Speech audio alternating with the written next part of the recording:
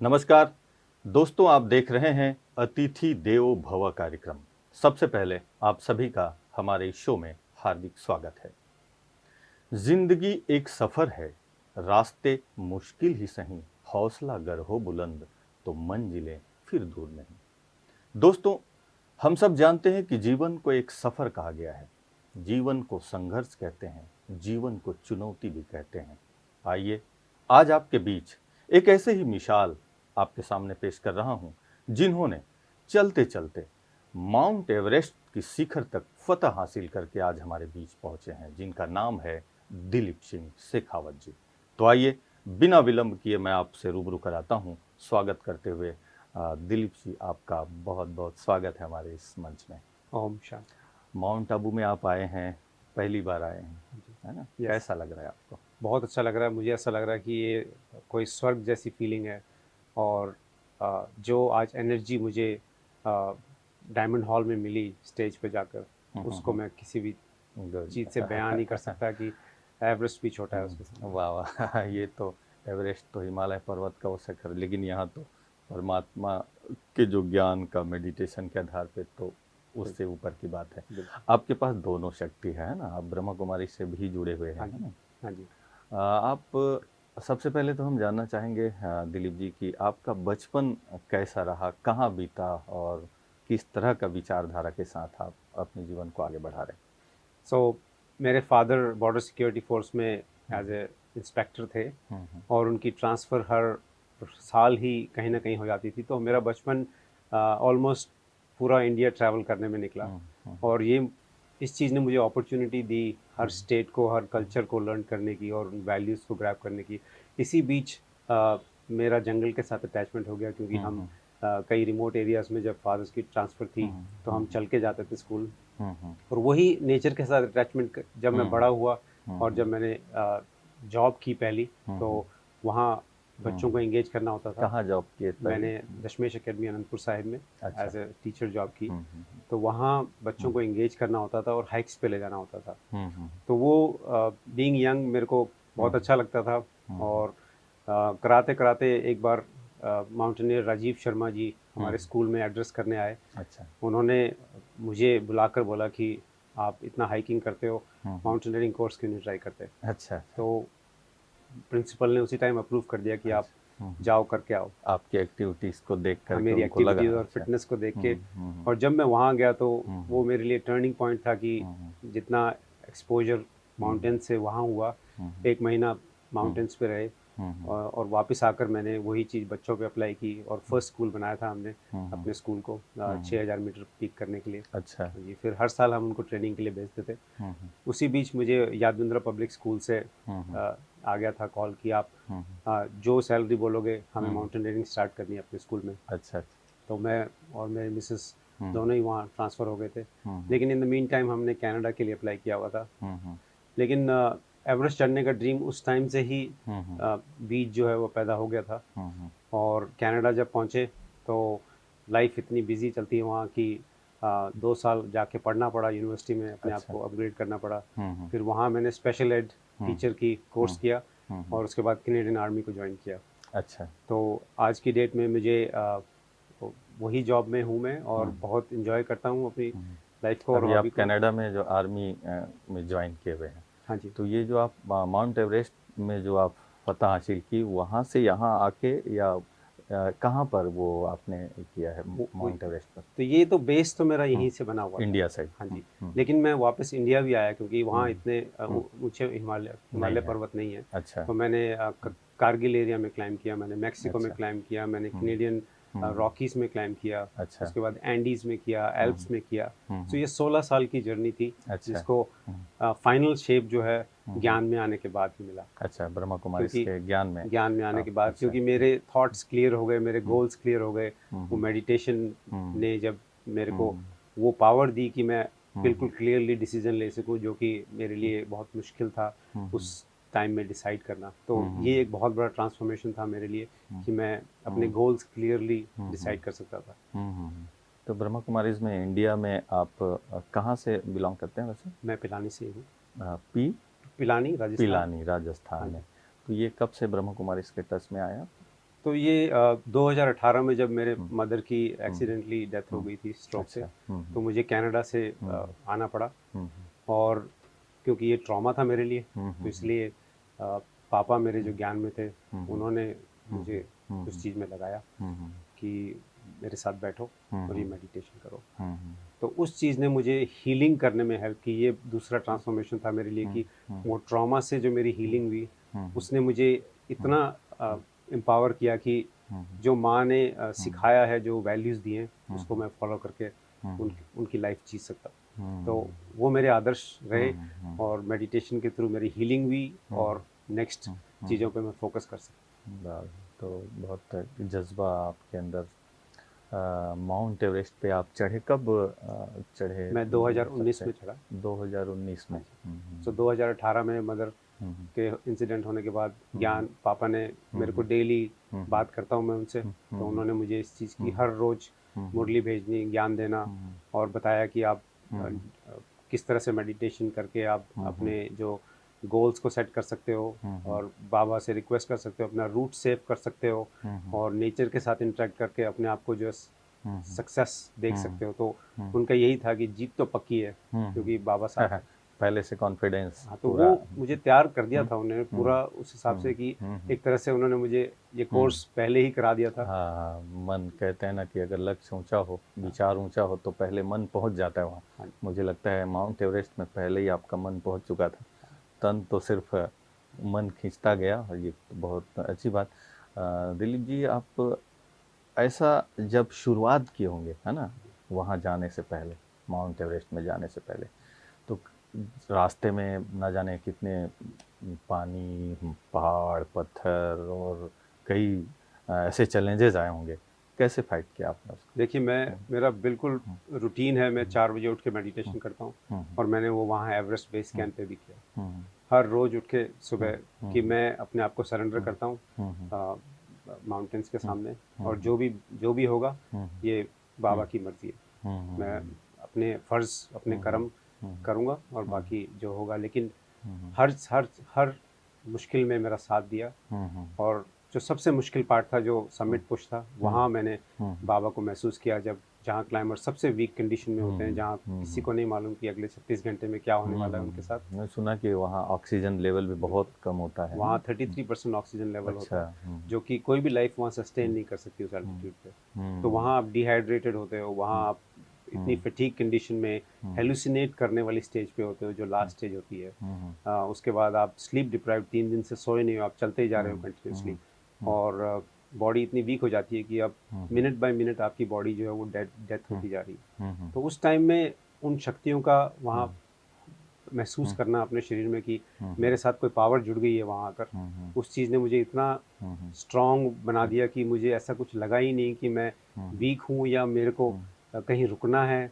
मेरे को इतना फोकस था मैं कि मेरा शेरपा मेरे से पीछे था जब मैं समिट पे पहुंचा। उसने मेरे पीठ पे शाबाशी दी कि वाह। तूने कमाल कर दिया, तो मेरे को भी काट के चला गया। कोई गाइड साथ में होते हैं उस हाँ, समय? शेरपा, आपका शेरपा शुरू से आपके साथ रहता है। अच्छा, सुबह से वो तो गाइड उनका करते काम हैं। होता है, वो सिम्टम्स को कैच करता है कि यदि आपके अच्छा। हाई एल्टीट्यूड सिकनेस सिम्टम्स हैं तो वो आपको नीचे ले जाते हैं। अच्छा, अच्छा। हाँ, तो वो ऐसा मैंने उसको चांस ही नहीं दिया। कभी कभी ऐसा अ, ख्याल में आया कि नहीं, बहुत मुश्किल काम है, रिटर्न हो जाए, ऐसा कुछ ख्याल आया? देखो, ये आंसर मेडिटेशन में ही मैंने कर लिए थे। मैंने ये हार्ड क्वेश्चंस अपने आंसर्स कर लिए थे कि मैं किन किन मुश्किलों से निकलूंगा। मैंने जब अपनी ट्रेनिंग प्लान बनाया था तो इन सब को बहुत सेलुलर लेवल पे डाइसेक्ट कर लिया था कि क्या क्या हार्डशिप्स मुझे आने वाली है, क्या चीज़ मैं नहीं कंट्रोल कर सकता। अच्छा। तो वो फियर ट्रैप्स मैंने गुड। छोड़ चुका था। मतलब पहले से पूरी प्रोग्रामिंग कर लिए थे माइंड को। और मैंने जाने से पहले अपनी पूरी फैमिली को बिठाकर बात की थी कि मैं जिस मिशन पे जा रहा हूँ, हो सकता है मैं ना आऊँ, लेकिन ये मेरा गोल है और हमेशा इसको सेलिब्रेट करना कि मैं मतलब जीतूँ या हारूँ, वो डेस्टिनी है मेरी। लेकिन आप लोगों को यही बता के जा रहा हूँ कि मैं हमेशा मतलब जिस गोल के लिए जा रहा हूँ, हमेशा खुश रहने वाली वाह स्टेट में ही जाऊँगा। वाह जी, दिलीप जी, आपकी बात सुनते हुए मेरा भी रोंगटे खड़े हो, आपकी जज्बात को सलाम है। बहुत सुंदर लग रहा थैंक यू। है। ऐसे जज्बात और ऐसे दृढ़ता की शक्ति। कितने समय लगा आपको वहाँ पहुँचने में? मेरा ये 50 दिन की जर्नी है थी एवरेस्ट की। और हम क्या करते हैं, रोटेशन करते हैं जब वहाँ जाते हैं, तो एक्लेमेटाइज करना बहुत ज़रूरी होता है। तो कैंप 1, कैंप 2, कैंप 3 जो कि 7,500 मीटर तक है, वहाँ जाकर फिर वापस आते हैं ताकि बॉडी में जो है मसल्स अडेप्ट कर जाएं और लो ऑक्सीजन कंडीशन के लिए आपके लंग्स थोड़े अडेप्ट कर जाएं। तो वो 2 रोटेशन हमें करनी पड़ती है हर क्लाइंबर को। उसके बाद हम वेदर विंडो की वेट करते हैं। जब मानसून यहाँ स्टार्ट होता है तो हवाएं शांत हो जाती है समिट पे, तो वो वेदर विंडो इस टाइम पे क्लाइमेट चेंज की वजह से बहुत ही डिस्टर्ब हो चुके हैं सारे। तो जो हमारे टाइम आया वो 16 घंटे का था सिर्फ। तो ये बहुत ही चैलेंजिंग था कि 16 घंटे का रिस्क नहीं लिया जा सकता समिट पे, क्योंकि बहुत स्लो हो जाती है बॉडी ऊपर जाकर। लेकिन हम 6 लोग गए थे और अनफॉर्चुनेटली 2 लोग हमारे नहीं आ पाए वापस, अच्छा। क्योंकि वो स्लो थे और वो 16 घंटे में वहाँ से नहीं निकल पाए और तूफान आ गया था। अच्छा। तो हमने 2 क्लाइंबर्स अपने साथी लूज किए। अच्छा, कितने लोग गए थे टोटल वैसे? हम लोग 15 थे हमारी टीम। 15 में। हाँ, अच्छा। लेकिन 6 लोग कैंप 3 से ऊपर जा सके, जो फिट रहे, हम्म। और 4 लोग वापस आए। अच्छा, बीच बीच में अलग अलग कैंप्स होते हैं हाँ, कैंप जहाँ 1, पर कैंप 2 तो अलग अलग लेवल पे जैसे आपकी बॉडी हम्म, रिस्पॉन्ड करेगी, वो शेरपास आइडेंटिफाई करके आपको ड्रॉप आउट वहाँ करते हैं। सभी प्रकार की फैसिलिटीज़, मेडिकल फैसिलिटीज़ और ये सब भी होता है? बेस कैंप में ही होता है एक मेडिकल अच्छा। कैंप, उसके अलावा ऊपर नहीं जा सकते। अच्छा। हाँ, अच्छा। आपका जो हेलीकॉप्टर रेस्क्यू है वो कैंप 2 जो कि अच्छा। 6,300 मीटर पे, अच्छा। उसके बियॉन्ड हेलीकॉप्टर्स भी नहीं उड़ सकते, बिकॉज ऑक्सीजन चाहिए हेलीकॉप्टर्स को उड़ने के लिए। तो वो नहीं है। तो लास्ट रेस्क्यू पॉइंट आपका कैंप 2 है। उस टाइम पे आपको पूछते हैं कि आर यू श्योर, इसके आगे आपको जो है एड नहीं मिल सकती, तो you are on your own. लेकिन ऐसा कोई फियर था ही नहीं, ऐसा कोई थॉट आया ही नहीं कि मैं कर नहीं आप सकता। एंजॉय कर रहे थे बाबा के मेरे साथ, लिए तो बहुत क्योंकि ही, एक स्पिरिचुअल पावर भी आपके साथ था, बिल्कुल। कॉन्फिडेंस 100%। दिलीप जी, हम जानना चाहेंगे कि अभी जो भी आपको देख रहे हैं, कई लोगों के मन में संकल्प भी आ रहा होगा कि वहाँ जाने के लिए माउंट एवरेस्ट पे बहुत सारी क्या कहते हैं, चैलेंजेस तो है, कुछ तैयारियां करनी पड़ती है, प्री प्लानिंग करनी पड़ती हो, क्या क्या ऐसी चीज़ें हैं या मेंटली फिजिकली जो तैयारी ज़रूरी है? देखिए, ये बहुत ही ह्यूज अंडरटेकिंग है एवरेस्ट चढ़ना, क्योंकि इसके लिए टाइम, एनर्जी, मनी, उसके बाद प्लानिंग, प्रिपरेशन, ये सारे आपको लेआउट करना होता है कि आप हर चीज़ में परफेक्ट हो। क्योंकि मैंने इसके लिए क्या किया, अपनी ट्रेनिंग को डाइसेक्ट किया। सबसे पहले तो मैंने लॉन्ग डेज, क्योंकि मुझे पता था हाइकिंग जो है हर कैंप 1 टू कैंप 2 या बेस कैंप 6 से 7 घंटे ऑन एन एवरेज होएगी, 30 किलो वजन के साथ होएगी। उसके बाद खाना पीना, इसका कोई टाइम नहीं होगा। इसके लिए मैंने अपनी एक डाइट स्किप करनी शुरू कर दी। तो मैं आज भी लंच नहीं करता हूँ। अच्छा। हाँ, हल्का ब्रेकफास्ट करता हूँ और डिनर एक मील में फुल लेता हूँ। तो अच्छा, ये तो मुझे अपने भूख पे कंट्रोल करने के लिए किया। उसके अच्छा। बाद मैंने प्यास के लिए किया। मैंने अपने आप को सिर्फ 500 ml, क्योंकि वहाँ डिहाइड्रेशन की वजह से बहुत से ड्रॉप आउट होते हैं कोल्ड कंडीशंस में। उसके बाद मैंने अपने आप को अल्ट्रा मैराथन, जो कि 36 घंटे वहाँ उस इन्वायरमेंट में एक्सपोज करने के लिए थे, तो वो मैंने 100 माइल की रेस अपने लिए रखी, ग्रेजुअली बिल्ड करके 50 किलोमीटर से लेके 160 किलोमीटर की रेस जो है 32 घंटे में ख़त्म की। उसके बाद मिलिट्री ज्वाइन की। मिलिट्री ने मुझे इतना ट्रांसफॉर्म किया वहाँ पे कि वो आपको 5 दिन तक बिना सोए और बिना मतलब एक डाइट पे आपको रखते हैं, just to make you better soldier. तो वो ट्रेनिंग ने मुझे बहुत ट्रांसफॉर्म किया। उसके बाद मैंने अपने आप को कोल्ड ट्रेनिंग में एक्सपोज किया। तो मैनिटोबा की विंटर -40 तक चली जाती है। तो मैंने अच्छा, -40 तक जाती है, वाह। वहाँ पर ऐसे समतल मैदान भी होता है या केवल चढ़ना उतरना या ऐसा इस टाइप का? एवरेस्ट पे हाँ, एवरेस्ट पूरी पे चढ़ाई है, पूरी चढ़ाई है। कहीं भी प्लेन नहीं। अच्छा, प्लेन कहीं वॉकिंग वॉकिंग करना हो नहीं, ऐसा भी और कुछ नहीं? सारा एल्टीट्यूड ही है, और वो भी अनइवन सरफेस है। वहाँ इतने ह्यूज क्रेवासेस हैं, कभी भी क्रेवास खुल सकता है, क्योंकि आप हर चीज़ हैपनिंग है वहाँ। माउंटेन्स रोर करते हैं, इतना क्रैक्स होंगे, एवलांचेस आ रहे हैं, और अनसर्टन है कि आप रात को सो भी रहे हो तो आप ग्लेशियर पे सो रहे हो, आप नीचे आवाज़ सुन रहे हो कि ग्लेशियर मूव कर रहा है, क्रैक हो रहा है, रॉक्स पॉप आउट हो रहे हैं, नया क्रेवास खुल गया या एवलांच आ गया। तो ये फियर हमेशा रहता है, और ऊपर से आप इतने अनकंफर्टेबल होते हो क्योंकि ग्राउंड फ्लैट नहीं है, तो आपकी नींद भी जो है उतनी ही डिस्टर्ब हो जाती है। तो एक तरह से आप रेफ्रिजरेटर में वो 2 महीने निकालते हो, उसकी वजह से आपकी बॉडी इतनी कूल हो जाती है कि आप almost like you don't feel anything, numb हो जाती है बॉडी। हाँ, देखिए अभी तो हम सुन रहे हैं आपसे बातें, है ना, आप तो गुजर के आए वहाँ से, तो अभी आपको खुशी तो इतनी मिल रही होगी, है ना, मेडिटेशन पावर है, परमात्मा की शक्ति भी है, लेकिन जहाँ पर कई लोग गए वापस भी नहीं आ पाए ऐसे हैं, तो उस तरह का परसेंटेज के तौर पे अगर देखें तो जितने लोग जा गए हैं उसमें अगर परसेंटेज में देखें तो कितने ऐसे हैं जो आ नहीं पाए अभी तक के सफ़र में? देखो हमारे साथ हमारे ट्रिप में 11 लोग नहीं वापस आए। अच्छा। हाँ जी, 400 के करीब क्लाइंबर थे। हम्म, उसमें से हम्म, फ़िल्टर आउट होते जाते हैं जैसे हम्म, जैसे आप हम्म, एल्टीट्यूड पे जाओगे, तो हम्म, ज़रूरी नहीं है जो मतलब हम्म, 0.2% जो ऊपर जाता है उसमें से जो हम्म, डेथ रेट है वो इसीलिए कम हो जाता है क्योंकि उनको शेरपा से फ़िल्टर डाउन करते जाते हैं। जैसे जैसे हम्म, कैंप 1 पे उनको देख लिया सिम्पटम्स नहीं है, सो दे हम्म, विथड्रॉ कि हम्म, आप ठीक नहीं हो, आप आगे हम्म। सर्वाइव नहीं कर सकते। पहले तो उसका फिल्टर ग्राउंड लेवल पे ही हो जाता ग्राउंड होगा ना लेवल कि पे कैंप उसके। सबसे पहले जो है वो कुंभू आइस फॉल है, जिसमें 40% लोग ड्रॉप आउट हो जाते हैं क्योंकि वो बहुत ही हार्ड है हार्ड है। और उसमें सीधी चढ़ाई है 600 मीटर की, और हम्म, इतना अनइवन और हॉरर चैम्बर जैसे क्रॉस कर रहे हो आप। हर हम्म, चीज़ मूव कर रही है, 4 फीट वो मूव करता है, आइस सेक्शंस पूरा, हम्म, और बड़े बड़े क्रवासेस रैक्स जो है वो मूव हम्म, करते हैं। हम्म, तो that is most dangerous good good. Part. तो बहुत फिर भी हमारे देश में ऐसे कई लोग हैं जो इतिहास में अपना नाम दर्ज कर चुके हैं। मुझे याद है भारत में कोई ऐसी बछिंद्री पाल हाँ हैं, जी, है ना, मिले होंगे उन्होंने उनसे। भी मिले हैं हाँ ना। जी, वो मेरे ख्याल से भारत की पहली हाँ महिला है जी, जो मनाली में है। अभी कहाँ मनाली में है मनाली ना। में हमारी ट्रेनिंग के टाइम पे अच्छा मिले अच्छा। थे। हाँ, और उससे पहले कोई गए थे? राजीव शर्मा जी गए थे। राजीव शर्मा जी गए थे। वही हमारे तो मेरे तो मेंटर ही, उन्होंने ही हाँ, मोटिवेट किया अच्छा था। अच्छा अच्छा। दिलीप जी बताएंगे कि जो इस फील्ड में एंट्री कर रहे हैं या जिनका इंटरेस्ट है, जिनका बॉडी मेंटली सब फिट है, अ, उनको कैरियर के हिसाब से देखें इस फील्ड को, तो आप क्या कहेंगे?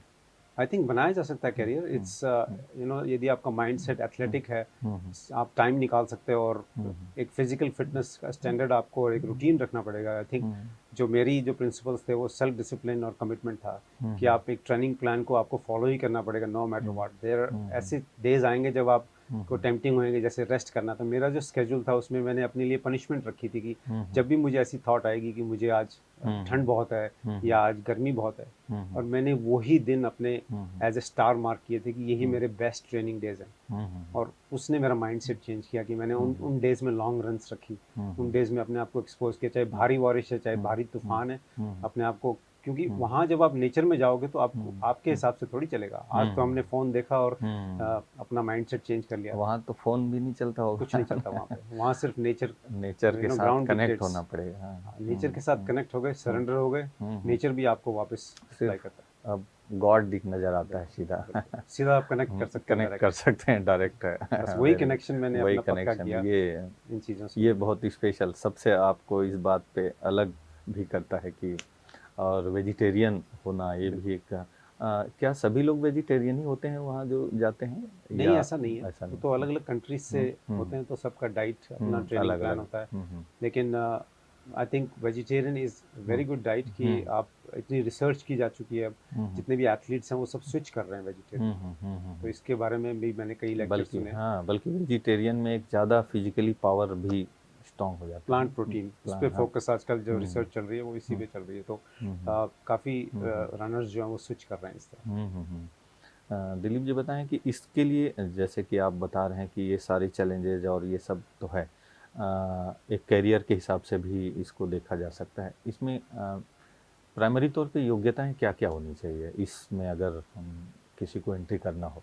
आई थिंक योग्यता बिल्ड की जा हम्म, सकती है, ये हम्म, कंडीशनिंग के ऊपर हम्म, डिपेंड करता है कि आप हम्म, किस लेवल पे, जैसे हम्म, कोई भी, हम्म, मैं भी बिगिनर था, हम्म, मैं कोई हम्म, एक्सपर्ट हम्म, नहीं था, लेकिन हम्म, मैंने अपने आप को हम्म, उस रूटीन में रखा इतने लॉन्ग टर्म के लिए। इससे लॉन्ग टर्म इन्वेस्टमेंट, यदि हम्म, कोई सोचता है मैं 2 साल हम्म, में हम्म, चमत्कार कर दूंगा, तो नहीं। हम्म, ये 15 प्रैक्टिस। साल 16 साल 17, हम्म, मुझे 16 हम्म, साल लगे। हम्म, हम्म, 16 साल की कमिटमेंट, उस टाइम लगता था कि कुछ नहीं है, कहीं नहीं जा रहा, हम्म, लेकिन आज मैं पीछे मुड़ के देखता हूँ तो हम्म, वही सारे डॉट हम्म, कनेक्ट होते हैं और एक बड़ी हम्म, पिक्चर बनती है। हम्म, और उस बड़ी पिक्चर में आज मैं यहाँ बैठा हूँ। हम्म, तो कहीं न कहीं ये जर्नी उस एफर्ट से शुरू हुई है कि मुझे कुछ हम्म, करना है, हम्म, और हर इंच, हर हम्म, रोज़ आप जो करते हो वो ऐड होता है उसमें। हम्म, तो कोई भी दिन ऐसा नहीं सोचना कि हम्म, उसका रिज़ल्ट नहीं आ रहा है, वो हम्म, ज़रूर आएगा, और जब आएगा तो हम्म, बहुत बड़ा आएगा। Very good. तो दिलीप जी अभी आप कनाडा में हैं, इंडिया में आप कारगिल के पास में माउंट एवरेस्ट आपने फतह की। कनाडा में उसके बाद आप गए गए हाँ जी, वहाँ के लोग जब आपसे मुलाकात करते हैं, हाँ जी। आप एज ए इंडियन और इस तरह का विजेता, वहाँ के लोग का कम्युनिकेशन या उनका भाव आपके लिए क्या फील करते हैं आप? देखिए, स्पोर्ट्स पर्सन की सब रिस्पेक्ट करते हैं, और एवरेस्ट एक ऐसी चीज़ है कि मैं सेकंड मैनिटोबन हूँ और 118th कैनेडियन हूँ जिसने ये पीक किया है। तो बहुत से लोग मेरे साथ कनेक्ट हुए हैं। मैंने एक रनिंग ग्रुप किया, जैसे आप बोल रहे हो कि कैसे इंस्पायर किया जाए, तो हमारी कम्युनिटी के 70 लोग, एशियन लोग, जो वो मेरे साथ कनेक्ट हुए, उन लोगों को मैंने ज़ीरो से ट्रेनिंग प्लान स्टार्ट किया। मैंने सिर्फ यही बोला कि मेरे को कमिट करना होगा आपको, और 2 साल में वही रनर्स जिन्होंने हाफ मैराथन 50 किलोमीटर्स और इतने अभी एक्सपीडिशंस पे जाने लग गए हैं कि उनको ट्रांसफॉर्म कर दिया है सिर्फ उसी रूटीन से। सो आई थिंक हम सब में वो पावर है, उसको जस्ट वोक करने की ज़रूरत है, और मेरे को ये पावर्स थ्रू मेडिटेशन और थ्रू सेल्फ डिसिप्लिन मिली है। दिलीप जी, आपकी बात सुन के तो मुझे बहुत उमंग, उत्साह आ रहा है और प्रेरणा भी मिल रहा है। रियल में आप देश के ऐसे जांबाज रूहानी वीर हैं। जिस्मानी वीर तो देश में बहुत हैं, लेकिन साथ में परमात्मा का बच्चा, तो आप रूहानी वीर हैं। आप भविष्य में और क्या क्या आपने अभी तक अचीवमेंट किया है, और भविष्य में और आप क्या प्लान करते हैं? देखिए, मैं 2021 में सहारा मैराथन करके आया था, जो कि one of the most toughest foot race माना जाता है सहारा डेजर्ट के अंदर, और टेम्परेचर वहाँ का इतना एक्सट्रीम तक चला जाता है। जब हम रेस कर रहे थे तो सेकेंड डे 58.9 चला गया था, जो कि वन ऑफ द टफेस्ट और हॉटेस्ट डे था 35 इयर्स की हिस्ट्री में रेस की, जिसमें 350 से ज़्यादा रनर जो हीट स्ट्रोक और डिहाइड्रेट हो गए थे। लेकिन मैंने वो रेस का स्टेज को कंप्लीट किया। लेकिन मेरे साथ जो पावर्स थी बाबा की, मैंने बाबा से रिक्वेस्ट किया कि बाबा, झंडा आपका लेकर आया हूँ और मुझे ये रेस कंप्लीट करनी है। और मौसम जो है सारा चेंज हो गया नेक्स्ट 4 डेज़ के लिए, 40 डिग्रीज में आ गया, वो बहुत ही चमत्कार था, और मैंने सक्सेसफुली वो रेस को कंप्लीट किया और बाबा का झंडा लहराया। पूरा बाबा का झंडा लहरा के आ गया, वेरी गुड। उसके बाद मैं अमेज़न गया अभी जून में, जो कि मोस्ट डेंजरस रेस माना जाता है जिसको, जिसमें वाइल्ड लाइफ और इतनी हैवी रेनफॉल होती है वहाँ पे, 30-30 घंटे की बारिश जब चलती है, जिससे पानी का लेवल एकदम से बढ़ जाता है। तो ऐसी एंडलेस रिवर्स हमारे को क्रॉस करनी होती है, वाइल्ड लाइफ से एक्सपोजर करना होता है, और रात को जंगल में उन स्टेजेस को क्रॉस करना होता है जहाँ कीचड़ जो इतना ज़्यादा है, वहाँ की घुटने से लेके आप उसमें सिंक कर सकते हो, जैसे दलदल सा बना होता है। तो उसमें एक स्टेज था, जो लास्ट स्टेज था वो 70 किलोमीटर का था। तो वहाँ जब हम पहुँचे तो रिवर क्रॉसिंग था हमारा 15 किलोमीटर का, जो कि बहुत ही मेंटली एग्जॉस्टिंग था हमारे लिए। 5 घंटे लगे उस 15 किलोमीटर को करने में। पानी भी ठंडा होगा बहुत? हाँ, पानी तो बहुत, बर्फ जमा हुआ होता, फिर पानी बॉडी तो गर्म होता तो इतना महसूस नहीं होता, लेकिन फास्ट बहुत था। अच्छा। तो करंट इतना तेज था कि जिसकी वजह से हम लोग फुटिंग नहीं कर पाते थे नीचे, तो गिर जाते थे। तो सब कुछ तो गीला था ही, क्योंकि बारिश में आप पूरे 5 दिन आप गीले ही रहे, जब लास्ट था रिवर क्रॉस करने के बाद 1200 मीटर की स्ट्रेट क्लाइंब थी, जो कि बहुत ही स्टीप क्लाइंब थी, और वो रात के सेक्शन में हमको करनी थी। तो वहाँ जब मेरा हेडलैम्प बंद हुआ तो मैंने बाबा से रिक्वेस्ट की कि बाबा, ये तो बहुत जंगल में तो बहुत ही डेंजरस सिचुएशन है, यहाँ तो जैगुआर्स बहुत एक्टिव हो जाते हैं रात को, और ये हमें पहले ही बता दिया था कि नाइट सेक्शन में आपको बहुत ही केयरफुल रहना पड़ेगा, और कोई भी रेस्क्यू 8 या 10 घंटे से पहले नहीं आ सकता। तो बाबा को याद किया, हेडलैम्प पे 2 टैप किए, हेडलैम्प चला, फटाफट वहाँ पहुँचे जंगल के किनारे पे, तो हेडलैम्प बंद हो गया, और वो रेस को मैंने फिनिश किया सक्सेसफुली, और बाबा का झंडा लहराया। अभी मेरे जो फ्यूचर प्लान्स हैं वो ये हैं कि मैं दिसंबर में साउथ पोल जा रहा हूँ, जो कि 16 डेज़ का स्की ट्रिप है। अच्छा। जिसमें हमको ऑलमोस्ट 200 किलो वेट जो है अपने साथ कैरी करना पड़ेगा, और 16 डेज़ तक हम 89 डिग्री साउथ से 90 डिग्री साउथ तक उस स्लेड्स को पुल करके जाएंगे। अच्छा। और 16 डे हम वहाँ बाबा का झंडा, वाह, मेरा प्लान है लहराने का। वाह। और उसके बाद अप्रैल में मैं नॉर्थ पोल जा रहा हूँ, जहाँ की फ्लोटिंग आइस है, जो कि समुद्र के ऊपर और वो ड्रिफ्ट करती है। वहाँ पे हमने मैराथन करनी है कंप्लीट, और नॉर्थ पोल के ऊपर खड़े होकर वहाँ बाबा का झंडा लगा। वाह, वेरी गुड। तो जीत तो पक्की है, बस इस लक्ष्य को अभी जाके पूरा करना है। Good good. ये तो क्योंकि कहते हैं जिसका साथी है भगवान, उसे क्या रोकेगा आंधी और तूफान, ऐसा कहते हैं ना। तो ईश्वर अपने साथ है, डरने की क्या बात है। ये जज्बा आपको ज़रूर उस मुकाम तक तो पहुंचाएगा, क्योंकि कहते हैं कि व्यक्ति जब मन से हारता है, मन से जीतता है। अगर हम किसी चीज़ को पाना चाहते हैं तो मन से अगर जीत लिए पहले ही, तो हासिल तो होगा ही। बहुत सुंदर, अच्छा लग रहा है आपके जज्बे को सलाम, बहुत दृढ़ता की शक्ति आप में है। अंत में हम चाहेंगे दिलीप जी कि आपको काफ़ी लोग देख रहे हैं, उनको संदेश के तौर पे आप क्या कहना चाहेंगे अपने जीवन के अनुभव से? देखिए, मैं यही कहना चाहूँगा कि लाइफ में एक पर्पस होना चाहिए। हम्म, अब हम पैदा हुए हैं, हम सबका कोई ना कोई पर्पस है। हम्म, मैं ये नहीं कहता कि सब एवरेस्ट चलो, लेकिन एक गोल को अचीव करने के लिए आपको एक प्लानिंग प्रोसीजर को फॉलो करना पड़ेगा। ये एक बहुत एक्सटेंसिव प्रोसेस है, इसके डिटेल्स आपको लेआउट करने पड़ेंगे और उस सेल्फ डिसिप्लिन और कमिटमेंट से आप उसको फॉलो करना पड़ेगा। जीत आएगी, लेकिन स्लो प्रोसेस है, उसके लिए आपको इन्वेस्ट करना पड़ेगा और हर रोज़ उसको प्रोग्रेस करना पड़ेगा। और मेडिटेशन उसके ऊपर मैं ऐड करूँगा कि मेडिटेशन से यदि आप वो बीज उसमें सींच दोगे और स्पिरिचुअल कनेक्टिविटी रखोगे, तो आपके अंदर जो है उस गोल को अचीव करने की और भी ज़्यादा पावर आ जाएगी। सो ये आपका गोल है, आपको उसको फॉलो करना पड़ेगा। मैं एक एग्जांपल उसमें देना चाहूँगा कि जब मैं एवरेस्ट की तैयारी कर रहा था, तो मुझे ये पता था कि मुझे सुबह 4 बजे कोई नहीं पूछेगा कि तू क्यों उठा है। ठीक है, 10,000 किलोमीटर की जो मैंने रनिंग की और 10,000 आवर्स मैंने ट्रेनिंग के दिए एवरेस्ट के लिए, वो मुझे पता है कि वो मेरे अकेले में मैंने किए हुए। तो आप जो करते हो वो अकेले में करो और जीत सबको दिखनी चाहिए आपको। गुड। सो ये गोल अचीव करने का यही फॉर्मूला है। वाह, वेरी गुड। बहुत अच्छा लग रहा है आपसे मिल करके दिलीप जी। निश्चित रूप से आपके संदेश से काफ़ी लोगों को प्रेरणा मिली होगी। आप हमारे स्टूडियो में आए और आप इतनी अच्छी अच्छी बातें अपने जीवन के अनुभव से सुनाया है, निश्चित रूप से बहुत ही लाभदायी साबित हो गई। आपको इसी के साथ बहुत बहुत शुक्रिया। Thank you. ओम शांति। Thank you very much. दोस्तों, आपने देखा कि किस तरह से एक जज्बा, एक हौसला, एक उमंग, उत्साह और एक लक्ष्य सब जब साथ में मिल जाता है तो सफलता न मिले ऐसा हो ही नहीं सकता। पहले चलो तो सही, कहीं पहुंचना है तो पहले शुरू तो करनी पड़ेगी, चलने की शुरुआत करनी पड़ेगी। और जब चलना शुरू करते हो तो भले ही कहीं फिसलन भी होगा, कहीं रुकावटें आएगी, लेकिन जज्बा है, विश्वास है और वो भी परमात्मा के साथ, तो सफलता न मिले ऐसा हो ही नहीं सकता। तो आइए आप भी अपने जीवन में सफल हो, जो भी आप चाहते हैं, जो भी आपका मुकाम आपने गोल बनाया है वहाँ तक पहुँचे। मेरी आप सबके लिए यही शुभकामना। और इसी के साथ फिर मिलते हैं कार्यक्रम की अगली कड़ी में एक नए मेहमान के साथ। तब तक के लिए दीजिए मुझे इजाज़त। नमस्कार। ओम शांति।